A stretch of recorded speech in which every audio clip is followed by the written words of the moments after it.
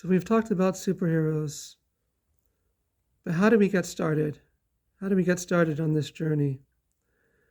So there's two types of souls before we come down to this world, before our soul comes down to this world. It's a risky business coming down. You don't know if you're going to do the right things or not. Don't know if you're going to fulfill the mission for which your soul came down or not. So there's some souls that are hesitant, but there's other souls that are adventurers. They say it's worth the risk. Like any good amusement park, amusement ride, things that are very risky, it's worth the risk. Why? Because it's life. This is the real deal. This is when it gets real. And so the idea of being heroic, we call it superheroes, right? That's what the world of fiction, comic books calls it. So how do we be heroic? We have to have in mind to first and foremost be willing to go on the journey, this journey of life. And secondly, we have to fulfill our purpose, which is always in helping others. The way in which we do that is going to depend on what talents and abilities God has given us. Some people that are writers, some people that are artists, some people that are musicians, and so forth.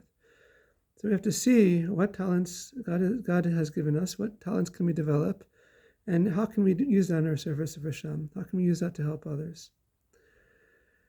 So in order to go on the journey, it's like going through this the birth process over and over and over again throughout our lives, to always view that we're continuously being created by God.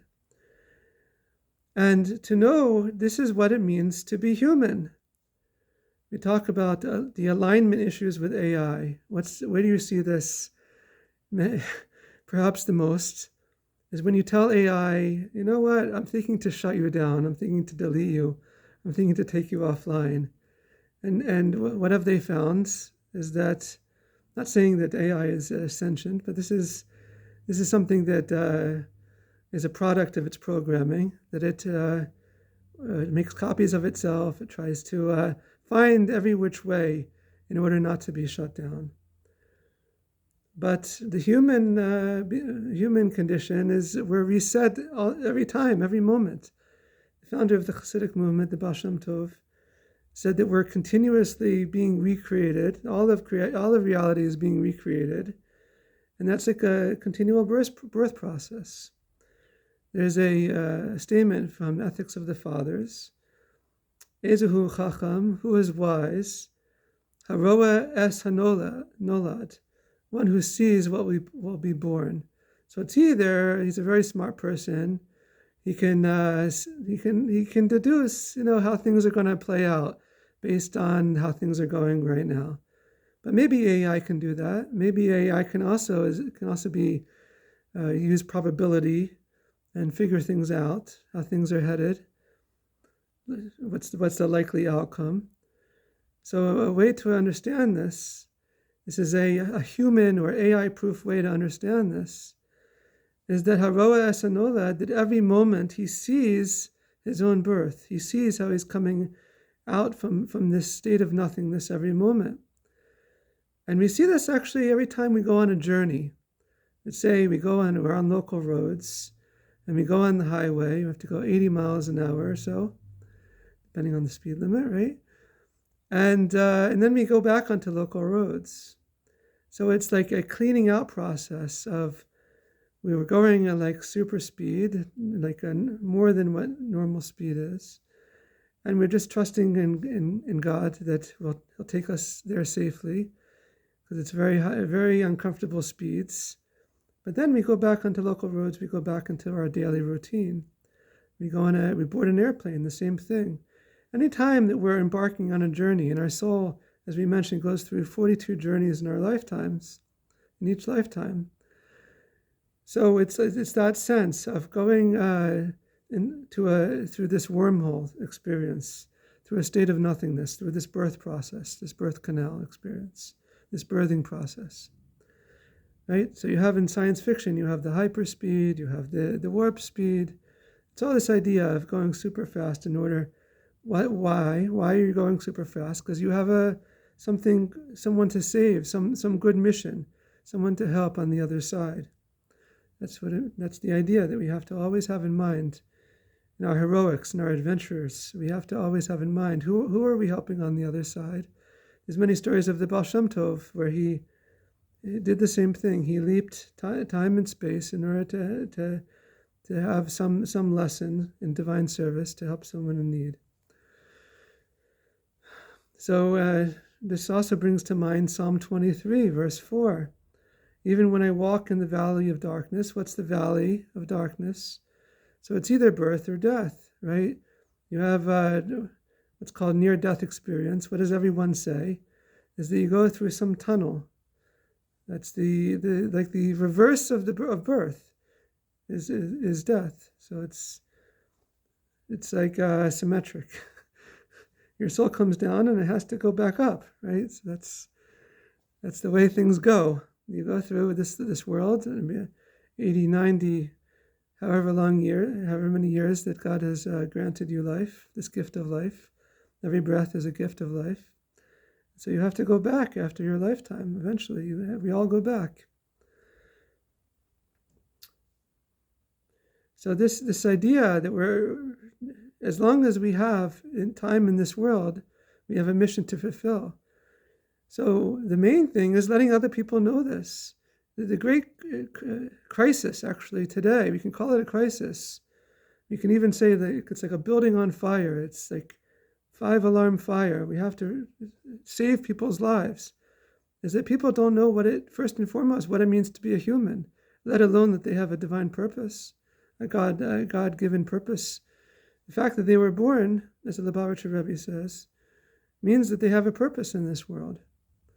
So we have to, first and foremost, tell people that they have a purpose, that what it means to be human, why is it that a robot can't replace you? And why is it that a chatbot is not some artificial simulated friend? This is not what it means to have a friend. So if someone if someone thinks that this is a friend, put down the phone, put down the computer, go out and volunteer, help real people. That'll be a good immediate antidote if someone feels like maybe this chatbot is a good friend. Put it down, go out to a soup kitchen, go out and volunteer, anything that helps people. Give charity, anything that helps people. So, but in the long run, we have to educate. So actually, what is a heroic action? What is the most important, vital, pivotal thing that we could be doing in this world? It relates to education. Moses, the giver of the Bible, you think it's a very exciting, miraculous thing, and it is. But the main thing is he's called Moshe Rabbeinu. He's our teacher. He teaches us. What does he teach us? Very practical things of how to be a mensch, how to be a person. So we have to know that we have to have faith in ourselves, in the goodness of ourselves, the divine goodness, the godly soul that God has given us, but also the goodness in reality and the goodness in other people. So that's the first stage. There's a 4-stage process of what's going to give us the initiative, the impetus to go out on this journey, which again is like going on the train, going on the superhighway, going on the airplane, right? And we have to land somewhere, but first we have to be willing to go on this adventure called life in order to help someone else. These adventures, every time we have a person that we feel to save, we have to feel like we're going on this adventure.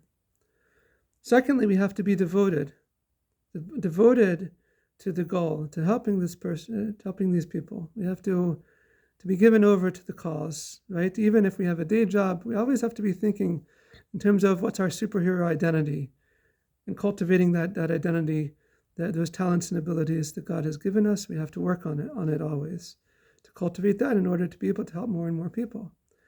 Then we have to have a genuine care and concern for others. We really have to care about them. This isn't about us. It's not to have false humility. If a person is in need of saving, like the Rebbe said, if you know Aleph, teach Aleph. If you know Beis, teach Beis. If you know something in Bible study, in the Torah, you teach it. Because with that, maybe that'll help to redeem a person. And again, we're saying, what does it mean to redeem a person? To teach them what it means to have a godly soul. This is what it means to be a human. This is what it means to be conscious. This is very pressing. This is we can't delay. You have to feel like this. You can't. You shouldn't delay, and whatever possible, to do it today. And lastly, we have to feel a personal responsibility. Like any good teacher feels a personal responsibility to their students, like a parent to their children. You have to feel this is from inside that we it's our job, that maybe if not for me, that God forbid they're not going to be to know about this, to know what it means to be a human, to know how to find their life purpose. This is, we have to know that maybe we have the tools in order to help educate another in terms of the nature of their soul and mission, their soul's mission in this world. So just ending with a quick story. This person who lived 150 years ago, 100 years ago. So he's called the father of national parks. And previous to that, he was big into inventions, to like today, it would be like robotics. It was the early version of that. But he lost his vision for 4 weeks. And he decided after that to dedicate his life to the wonders, the beauty of God's creation. And so that's the idea, is to be, and he said that he felt like he was risen from the grave after he got his eyesight back. So we have to give people their eyesight back, take people away from these inventions, even though they seem cool, and see the world.